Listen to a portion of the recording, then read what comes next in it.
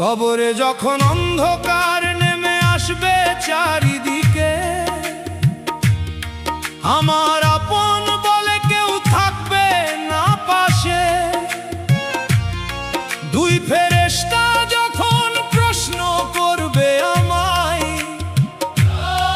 আমি শুধু তোমার নামটাই নেব নিঃশ্বাসে।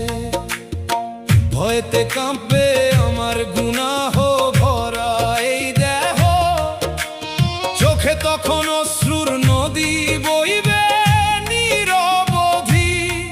সেই ক্ষণে তুমি যদি একবার দয়া করো, আমার